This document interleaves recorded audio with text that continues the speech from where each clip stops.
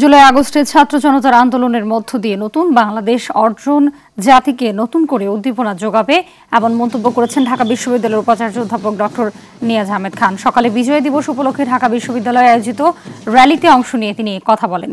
র্যালিটি বিশ্ববিদ্যালয়ের অপরাজেয় বাংলাদেশ থেকে শুরু হয়ে টিএসসি হয়ে স্মৃতি চিরন্তর চত্বরে গিয়ে শেষ হয়। এতে অংশ নেন বিশ্ববিদ্যালয়ের শিক্ষক শিক্ষার্থী সহ বিভিন্ন স্বেচ্ছাসেবীরা।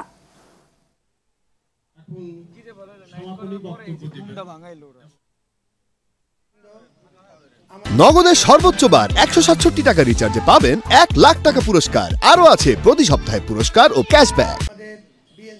এই গণ অভ্যুত্থানের পরিপ্রেক্ষিতে আমাদের এখন দায় এবং দায়িত্ব অনেক বেড়ে গেছে।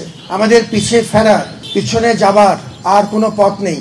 সবাইকে নিয়ে আমরা আমাদের দেশটাকে এগিয়ে নেব, যার যার পর্যায় থেকে তার দায়িত্ব পালন করব। দর্শক, এ বিষয়ে আরো জানাতে ঢাকা বিশ্ববিদ্যালয় থেকে সরাসরি যুক্ত হচ্ছেন সহকর্মী AR বাদল। বাদল, জানাবেন যে বিজয়ের মাস উপলক্ষে ঢাকা বিশ্ববিদ্যালয়ের কি কি আনুষ্ঠানিকতা রয়েছে, কি কি দেখছেন আপনি? নগদের সর্বোচ্চ বার 167 টাকা রিচার্জে পাবেন 1 লাখ টাকা পুরস্কার। আরো আছে প্রতি সপ্তাহে পুরস্কার ও ক্যাশব্যাক। হাবিবা, বিজয়ের মাস উপলক্ষে প্রভাত থেকেই আসলে এই বিজয়ের নানা অনুষ্ঠান শুরু হয়েছে।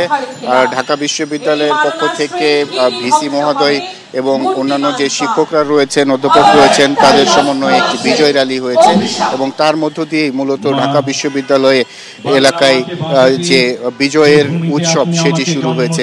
এই মুহূর্তে এখানে পদক্ষেপ বাংলাদেশ নামে একটি সংগঠন তাদের কর্মসূচি এখানে অব্যাহত রেখেছেন। এই সংগঠনের সভাপতির সাথে কথা বলবো। বিজয় দিবস উপলক্ষে আপনাদের কি কি আয়োজন?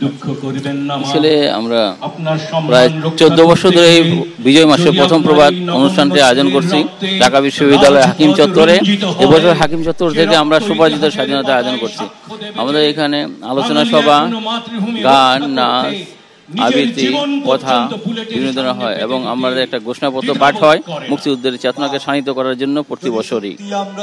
এই প্রোগ্রামটিতে বিভিন্ন মুক্তিযোদ্ধাদের সম্মাননা, শারীরিক সম্মাননা এবং দেশের বিভিন্ন প্রান্ত থেকে এখানে সাংস্কৃতিক দলগুলো অংশগ্রহণ করে। ধন্যবাদ আপনাকে।